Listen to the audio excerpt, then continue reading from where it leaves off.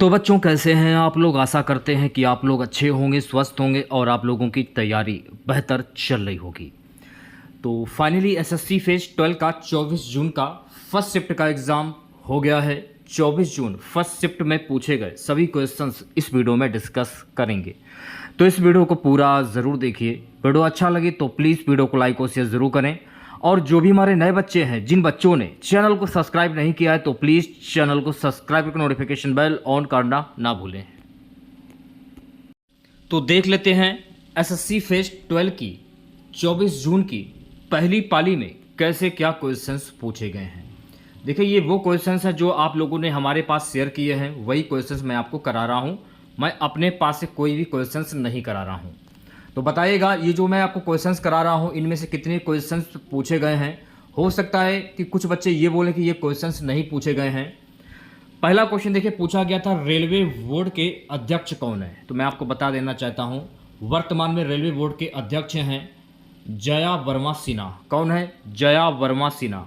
अगर हम बात करें जया वर्मा सिन्हा की, जया वर्मा सिन्हा रेलवे बोर्ड के अध्यक्ष और सीईओ के रूप में भारतीय रेलवे के इस शीर्ष पद पर नियुक्त होने वाली पहली महिला। तो यहां से आपको एक फैक्ट ध्यान में रखना है कि जया वर्मा सिन्हा जो है ना, ये रेलवे बोर्ड के अध्यक्ष और सीईओ के रूप में भारतीय रेलवे के इस शीर्ष पद नियुक्त होने वाली पहली महिला है। ठीक है। इससे पहले श्रीमती जया वर्मा सिन्हा ने रेलवे बोर्ड में सदस्य संचालन और व्यवसाय विकास के तौर पर कार्य किया है। मान लीजिए अगर पेपर में प्रश्न पूछ लिया जाए, भारतीय रेलवे बोर्ड की स्थापना किस वर्ष हुई थी, तो आपको ध्यान में रखना है भारतीय रेलवे बोर्ड की स्थापना वर्ष 1905 में हुई थी। देखिए, ये मैं आपको वो क्वेश्चंस करा रहा हूं जो कि आपके एसएससी के एग्जाम में पिछले वर्ष पूछे जा चुके हैं। और भारत के वर्तमान रेल मंत्री कौन है, ये भी पेपर में क्वेश्चंस पूछा जा सकता है। तो भारत के वर्तमान में रेल मंत्री हैं अश्विनी वैष्णव। 2024 के अनुसार भारतीय रेलवे बोर्ड अधिनियम को किस वर्ष में पारित किया गया? तो भारतीय रेलवे बोर्ड अधिनियम को वर्ष 1905 में पारित किया गया था। रेलवे बोर्ड का गठन कब हुआ था, यह भी पेपर में प्रश्न पूछा जा सकता है। तो रेलवे बोर्ड का गठन वर्ष 1901 में हुआ था। भारत का पहला रेलवे विश्वविद्यालय यह कहां पर स्थित है? तो भारत का पहला रेलवे विश्वविद्यालय बड़ोदरा, गुजरात में स्थित है। तो ये सारे फैक्ट आपको ध्यान में रखने हैं। जो क्वेश्चंस मैं आपको एक्स्ट्रा बता रहा हूं उनको भी देखते चलिए। देखिए, अगला क्वेश्चन पूछा गया था, अमरावती स्तूप भारत के किस राज्य में स्थित है? अमरावती स्तूप भारत के आंध्र प्रदेश राज्य में स्थित है। अगर मैं बात करूं अमरावती स्तूप की, तो अमरावती स्तूप आंध्र प्रदेश के गुंटूर जिले में स्थित है। कहां पर स्थित है? ये गुंटूर जिले में स्थित है। तो ये फैक्ट आपको ध्यान में रखना है। और इसका जो निर्माण है अशोक ने 3री शताब्दी ईसा पूर्व में करवाया था। तो ये भी फैक्ट आपको ध्यान में रखना है। बुद्ध के जीवन और शिक्षण को स्तूप में उकेरा गया है। ठीक है। अब कुछ क्वेश्चंस देख लीजिए। एक्स्ट्रा फैक्ट तो मैंने आप लोगों को बता दिए हैं, वो क्वेश्चन जो कि आपके एसएससी के एग्जाम में पिछले वर्ष काफी बार पूछे जा चुके हैं। आंध्र प्रदेश में निम्नलिखित में से कौन सा स्तूप सबसे बड़ा है? आंध्र प्रदेश में कौन सा स्तूप सबसे बड़ा है? वो है अमरावती स्तूप। ठीक है। अगला क्वेश्चन देखिएगा, प्राचीन शिलालेखों में से किस स्तूप को महाचैत्य के रूप में संदर्भित किया जाता है? ये भी एसएससी के पिछले वर्ष के क्वेश्चंस हैं। अमरावती स्तूप आपका सही आंसर हो जाएगा। निम्नलिखित में से कौन सा स्तूप सफेद पत्थर से निर्मित है? कौन सा ऐसा स्तूप है जो कि सफेद पत्थर से निर्मित है? वो है अमरावती स्तूप। ठीक है। देखिए, क्वेश्चंस को पूछने का जो ढंग थोड़ा सा अलग कर दिया जाता है, लेकिन आंसर वही रहता है। उसका जो तरीका होता है क्वेश्चंस को पूछने का, वो थोड़ा सा अलग कर दिया जाता है, थोड़ा सा डिफरेंट। देखिए, एक क्वेश्चन और पेपर में पूछा जा सकता है कि अमरावती स्कूल ऑफ आर्ट किस क्षेत्र के सातवाहन संरक्षण में विकसित हुआ था? आंध्र में। ठीक है। और देखिए, यह भी क्वेश्चन पेपर में पूछा जा सकता है, निम्नलिखित में से कौन सा भारत का सबसे बड़ा स्तूप है? भारत का सबसे बड़ा जो स्तूप है वो है केसरिया स्तूप। अमरावती स्तूप को किस काल में बनाया गया था? यह भी पेपर में प्रश्न पूछा जा सकता है, इसलिए मैंने इसको मेंशन कर लिया है इसमें। अमरावती स्तूप को किस काल में बनाया गया था? सातवाहन के काल में बनाया गया था। अमरावती बांध भारत के किस राज्य में स्थित है? यह भी प्रश्न पेपर में पूछा जा सकता है। तो अमरावती बांध भारत के तमिलनाडु राज्य में स्थित है। तो इस क्वेश्चन से आप लोगों को इतनी जानकारी और एक्स्ट्रा जो क्वेश्चंस हैं जो कि आपके एसएससी के एग्जाम में काफी बार पूछे गए हैं, वो भी क्वेश्चंस मैंने जो है इसमें ले लिए हैं। ठीक है। नेक्स्ट क्वेश्चन की ओर। अनुच्छेद 20 का संबंध बताओ। देखिए अनुच्छेद 20 का जो संबंध है अपराधों के लिए सजा के संबंध में संरक्षण से है। ठीक है, भारत के संविधान का अनुच्छेद 20 अपराधों के लिए सजा के संबंध में संरक्षण से संबंधित है। अनुच्छेद 20 एक आरोपी व्यक्ति चाहे वह नागरिक हो या विदेशी को मनमानी और अत्यधिक सजा के खिलाफ 3 प्रकार की सुरक्षा प्रदान करता है। तो अनुच्छेद जो 20 है इसमें जो है अनुच्छेद 20 में का जो संविधान कहता है कि अपराधों के लिए सजा के संबंध में संरक्षण से संबंधित है। और अनुच्छेद 20 एक आरोपी व्यक्ति चाहे वह नागरिक हो या विदेशी को मनमानी और अत्यधिक सजा के खिलाफ 3 प्रकार की सुरक्षा प्रदान करता है। ठीक है, अनुच्छेद 20 से संबंधित आपको समझ में आ गया होगा।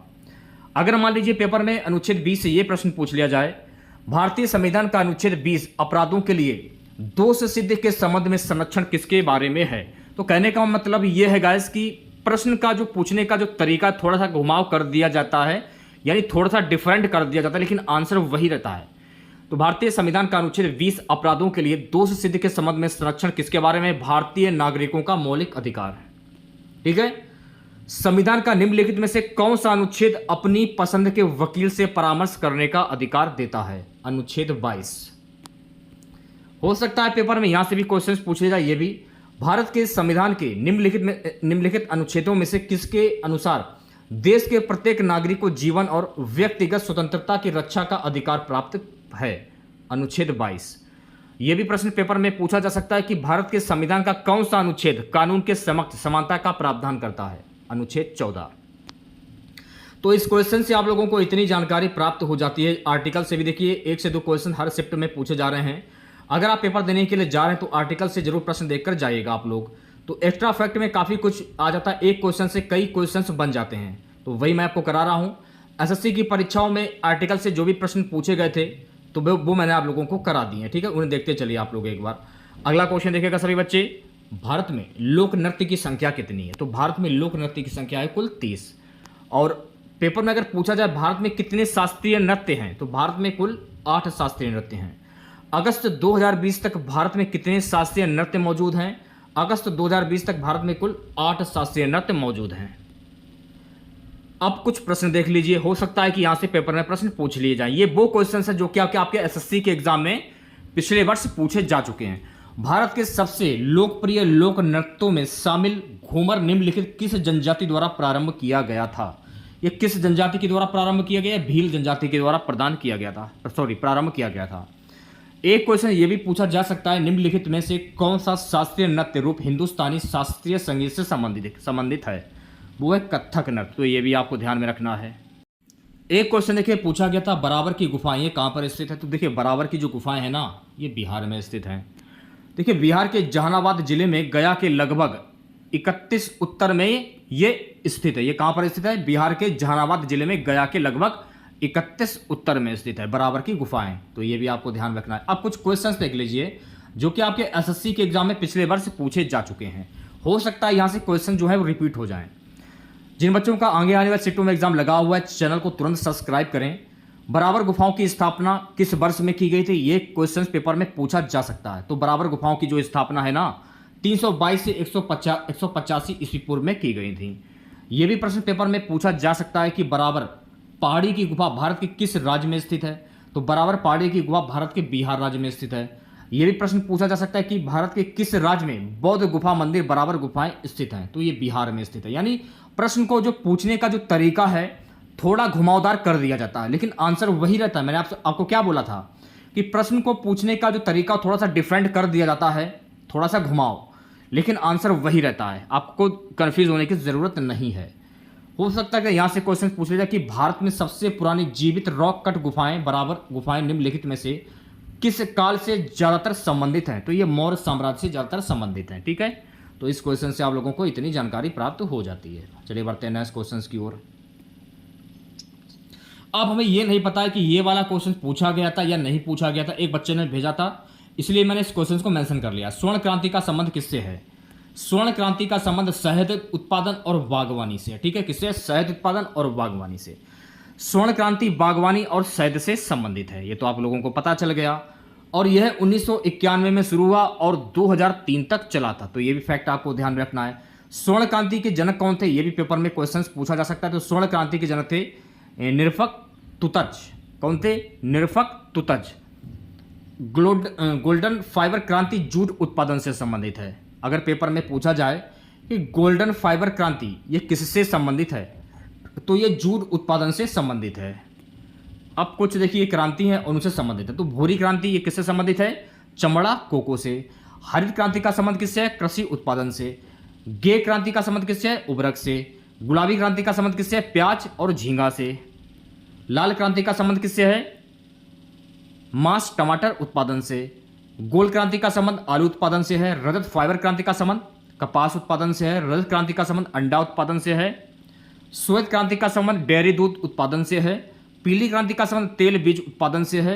नीली क्रांति का संबंध मछली उत्पादन से है। और काली क्रांति का संबंध पेट्रोलियम उत्पादन से है। तो इस क्वेश्चन से आप लोगों को इतनी जानकारी प्राप्त हो जाती है। नेक्स्ट क्वेश्चन देखेगा। अब ये वाला क्वेश्चन पूछा गया था या नहीं पूछा गया था कोई कंफर्म नहीं है, फिर भी मैंने इस क्वेश्चन को मैंने ले लिया है कि उत्तराखंड के राज्यपाल कौन है। तो उत्तराखंड के राज्यपाल है गुरमीत सिंह।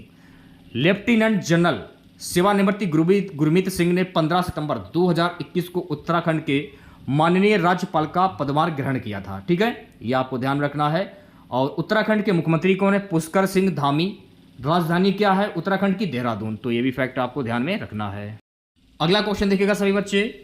चिनाब नदी का ऋग्वैदिक नाम क्या है? तो चिनाब नदी का ऋग्वैदिक नाम है अश्किनी। क्या है? अश्किनी। अगर पेपर में पूछा जाए चिनाब का आधुनिक जो ऋग्वैदिक नाम क्या है? अश्किनी। तो आपको पता चलेगा। रावी का ऋग्वैदिक नाम क्या है? पुरुषनी। झेलम का ऋग्वैदिक नाम क्या है? विस्तृतता। और व्यास का ऋग्वैदिक नाम क्या है? विपाशा। तो ये सारे फैक्ट आपको ध्यान में रखने हैं। ठीक है, अब कुछ क्वेश्चंस देख लीजिए, हो सकता है यहां से क्वेश्चन पेपर में पूछ लिए जाएं। उत्तर भारत की किस नदी को हिमाचल प्रदेश में चंद्रभागा के नाम से जाना जाता है? चिनाब नदी को जाना जाता है। ठीक है, ये आपको ध्यान में रखना है। ये वो क्वेश्चन है जो कि आपके एसएससी के एग्जाम में पिछले वर्ष पूछे जा चुके हैं। अगला क्वेश्चन देखिएगा। वैदिक आर्य सप्त सिंधु नामक क्षेत्र में रहते थे, जिनका अर्थ 7 नदियों द्वारा सिंचित क्षेत्र है। 7 नदियों में से एक नदी झेलम है। इसका प्राचीन नाम क्या था? विस्तृतता इसका प्राचीन नाम था। चिनाब नदी किस नदी की सहायक नदी है? यह भी पेपर में क्वेश्चन पूछा जा सकता है। तो सिंधु। एक क्वेश्चन आप देख लीजिए। ऋग वैदिक या प्रारंभिक वैदिक काल 1500 से 1000 ईसा पूर्व के अनुसार निम्नलिखित में से कौन सी एक देवी थी? सिंधु। यह भी पेपर में क्वेश्चंस पूछा जा सकता है। इसलिए मैंने इस क्वेश्चंस को जो है मैंने इसमें मेंशन कर लिया है। ज्यादा क्वेश्चन वही क्वेश्चन मैंने मेंशन किए हैं जो कि आपके एसएससी के एग्जाम में पिछले साल काफी बार पूछे जाते हैं। ऋग्वेद की अधिकांश सभ्यताएं किस नदी के पास स्थित थीं? तो ऋग्वेद की अधिकांश सभ्यताएं सरस्वती नदी के पास स्थित थीं। यह भी क्वेश्चन देख लीजिए। निम्नलिखित में से कौन सी नदी मानसरोवर झील से नहीं निकलती है? चेनाब नदी जो है ना, ये मानसरोवर झील से नहीं निकलती है। ठीक है, तो एक्स्ट्रा फैक्ट भी मैंने आप लोगों को बताया और कुछ महत्वपूर्ण क्वेश्चन भी मैं आपको बताते हुए चल रहा हूं। अगला क्वेश्चन देखिएगा। दीवाने ए अमीर कोही की स्थापना किसने की थी? तो दीवाने ए अमीर कोही की स्थापना मोहम्मद बिन तुगलक के द्वारा की गई थी। अच्छा, अगर पेपर में पूछा जाए कि दीवान ए वंदगान ये इसकी स्थापना किसने की थी? फिरोज शाह तुगलक ने। दीवान ए मुश्त-खराज की स्थापना किसने की थी? अलाउद्दीन खिलजी ने। दीवान ए वजरत की स्थापना किसने की थी? मुगल साम्राज्य ने। दीवान ए कुजा की स्थापना किसने की थी? मुगल साम्राज्य ने। दीवान ए अर्ज की स्थापना किसने की थी? बलबन ने। तो ये सारे फैक्ट आपको ध्यान में रखने हैं। ठीक है, एक क्वेश्चन पूछा गया था, जब हुमायूं ईरान भाग गया तो उसे किसने शरण दी थी? तो जब हुमायूं ईरान भाग गया था तो उससे शरण शाह तहमास्प ने दी थी। यहाँ से देखिए क्वेश्चन मैंने कुछ लिए हैं जो कि आपके एसएससी के एग्जाम में पिछले साल पूछे गए थे। जैसे कि 1539 में चौसा के युद्ध में हुमायूं को किसने हराया था? ये प्रश्न पेपर में पूछा जा सकता है। शेरशाह सूरी ने हराया था। 1539 में चौसा के युद्ध में हुमायूं को किसने हराया था? शेर खान ने हराया था, यानी शेरशाह सूरी या शेर खान। तो मैंने आपको क्या बताया कि प्रश्न को जो पूछने का तरीका थोड़ा सा डिफरेंट कर दिया जाता है, यानी कि थोड़ा सा घुमावदार कर दिया जाता है, लेकिन आपको कंफ्यूज होने की जरूरत नहीं है बिल्कुल भी। देखिए अगला क्वेश्चन था, जनसंख्या में प्रति 1000 पुरुषों पर महिलाओं की संख्या, इसको क्या कहा जाता है? इसको कहा जाता है लिंग अनुपात। क्या कहा जाता है? लिंग अनुपात। देखिए लिंगानुपात को एक ही दी गई जनसंख्या में प्रति 1000 पुरुषों पर महिलाओं की संख्या के रूप में परिभाषित किया जाता है। जिस समाज में पुरुषों और महिलाओं की संख्या बराबर होती है वहां प्रति 1000 पुरुषों पर 1000 महिलाएं होती हैं, या 1:1 का लिंग अनुपात होता है। आशा करते हैं कि आप लोगों के समझ में आ गया होगा। राष्ट्रीय परिवार स्वास्थ्य सर्वेक्षण 2020-21 NFHS 5 के अनुसार 2022 में भारत का लिंगानुपात प्रति 1000 पुरुषों पर 1020 महिलाएं हैं।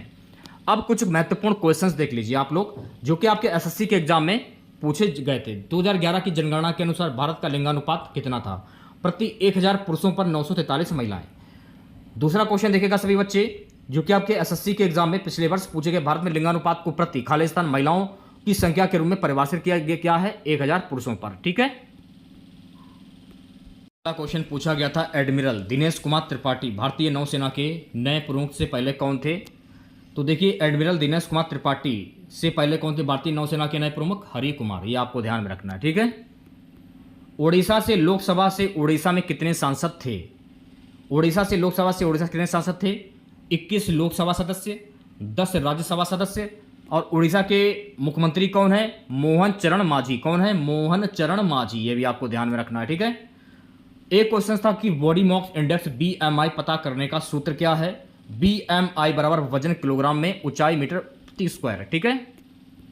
एक क्वेश्चन था, IUPAC नामकरण के अनुसार आवर्त सारणी में किस तत्व के परमाणु क्रमांक को सोवियस नाम दिया गया है? 106। तो इतने ही क्वेश्चन हमको मिले थे, जो कि मैंने आप लोगों के सामने शेयर कर दिए हैं। तो आज का वीडियो आप लोगों को कैसा लगा कमेंट बॉक्स में जरूर बताइएगा। अगर आप लोगों को वीडियो अच्छा लगा हो तो प्लीज़ वीडियो को लाइक और शेयर जरूर करें। और जो भी हमारे नए बच्चे हैं, जिन लोगों ने अभी तक चैनल को सब्सक्राइब नहीं किया है, अगर आप एसएससी की किसी भी परीक्षा की तैयारी कर रहे हैं तो तुरंत चैनल को सब्सक्राइब करें और नोटिफिकेशन बेल ऑन करना ना भूलें। मिलते हैं नेक्स्ट वीडियो के साथ। जय हिंद, जय भारत।